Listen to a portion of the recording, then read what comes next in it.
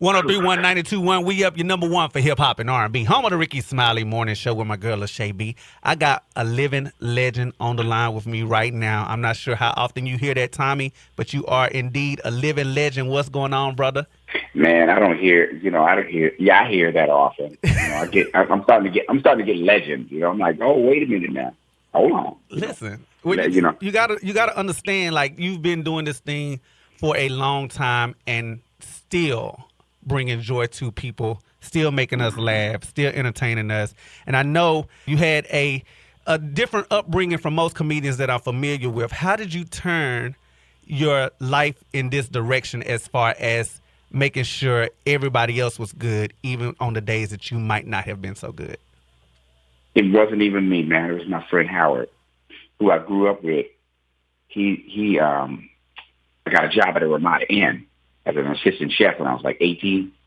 And I called him, and I told him I got a new job as an assistant chef. I was so excited. He said, man, you're the dumbest person I ever met, man. You should be in Hollywood doing comedy, man.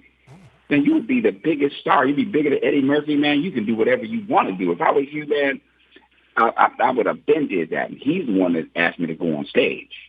Okay. It's Howard. Okay. It's Howard. And I owe him for that. Okay. And little did I know, he comes to my house on Christmas morning when we were 8 years old. He was very, very poor, man. And he opened his present at our house, which was it was in a paper bag with a bow on it. He opened it up, and all he had was an orange and a little green army man. And my mother said, give him one of your watches that you got for Christmas. I was like, what? She's like, yep, because you got two. We gave you one, and your grandparents gave you one, so give him one. I gave him one, man. I was so mad. And now I see.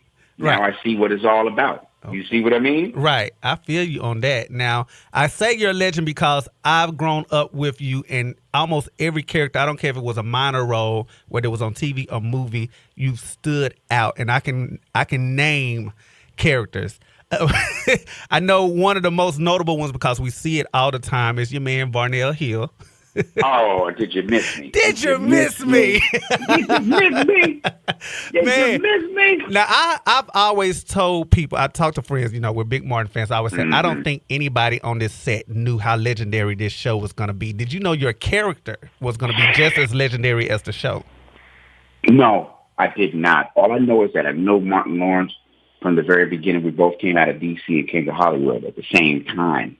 We were best friends, for the longest time before we even got on TV, And I know once we got together on that screen, something was going to happen. And it happened. You know what I'm saying? Most of that was ad-lib. Am I right?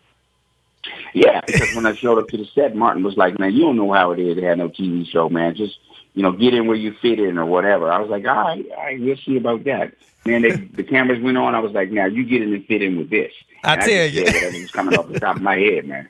Because I come from In Living Color. He come from Martin. So that's two different backgrounds. Two different ones. Speaking of In Living Color, let me tell you, one of my favorite characters. You have many notable characters on there as well. But can we talk about Sweet Tooth Jones real quick?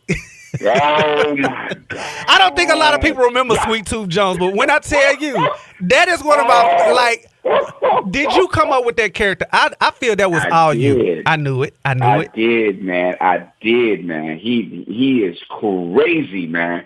He is convinced he know karate from the movies, man. That is too funny. And he loves you, man. He's a soul man. Karate, protecting your body, a sugar bear, lollygotty.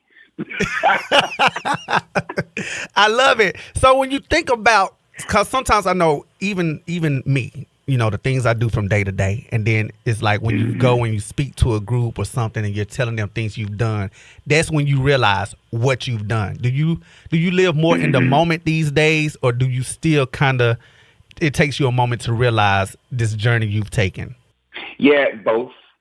I sent to my niece, I sent her Michael Jackson black and white video that I did for In Living Color. Then I sent her the Jodeci thing that me and Jamie did together. Yes. And I had forgot all about those. Because her and her friend had sent me a TikTok that they had did. So the only thing I had to send back to them was what I know is funny. YouTube. Yeah, you know what I mean? Yeah. Right. So I sent her my stuff. I sent her, the Vanilla Ice thing with me and Jim Carrey. and the Michael Jackson thing. Yes. And the thing with me and Jodeci and Jamie, even though things are going on today, that's what I know as funny. You see what I mean? Right. So I was like, and it ain't going to last just a second. See, TikTok, it's over. You look at it and it's over. I said, right. I got something for you that lasts. I got a whole sketch it lasts for longer. It lasts longer and it's better for you. I love it. Now, of course, we're all, taking through this pandemic together. It's new for all of us. Yeah. How has it necessarily affected not only how you move and work, but your material as well? You know what? I don't know how it's affected my material yet because I don't really think too much. I just hit the stage and I let the experiences hit me, and I experience it with my audience. So I'm kind of like more like the Bruce Lee of comedy. I do it in the moment. You know what I mean? Right. So, but the one thing I do go in the door with is the fact that we are all still here, and to celebrate the fact that we're here. Yes. And we can laugh. Laughter and joy is for the living. You know what I mean? So we actually can enjoy that because we don't have a choice in what may happen in this atmosphere. So I go there with the spirit of gratitude. 1, I get to go there. 2, I get to see y'all. 3, we get to laugh together. I mean, those 3 together aren't happening all over the place. So, I mean, I know the First 48 is available to me. I know that Wives of Beverly Hills is available. There's all this other stuff available to me. Right. But none of it comes with a free laugh. No, you're right about that. Listen, and I know you deliver last upon last. I did catch you last time you were here in the city. So listen, I know what you do. So if anybody has yet to catch my man Tommy Davidson live, I do know there are a few tickets left. He's got 4 shows taking place this weekend. Friday, 8:30, Saturday, 6:30, Saturday at 8:45, and then Sunday at 6:30 p.m. I know you've been here before. Is there anything in particular about Huntsville that you love more or that's giving you a different experience from any other city that you've dropped down in? I didn't know they had no mall like that. We didn't need that. For a long time, I thought Walmart was the mall. You feel me? So it's all the super center. We was doing something. Feel me? Yeah, I'm glad. I'm glad I'm not the only one that feel that. You know what I mean? I was like, man, okay, cool. Yeah. You know what I mean? But then it was the pandemic, so I went over there and was like, a little shut down. But I was like, at least they got it. Hey, they gonna make it. They gonna be out. We not on Atlanta's level, but they still gonna be out doing what they need to do. Oh, they're gonna do what they need to do. I mean, this is the land of the tide, man. Come on, now, this is the land of the roll tide, baby. Oh, they love it too. This is a whole nother center of the earth. You kidding me? It's a whole nother center. Indeed, and they're gonna remind you at every chance. You're talking Alabama, man. Yes, sir. You're talking Alabama. Okay, that's a whole nother sweet home, Alabama. I got that in my comedy act. Yes. Let my dog in Louisiana. You know, he did that. Love the bartender. She's serving them drinks. It's like, I know all about it. Yes.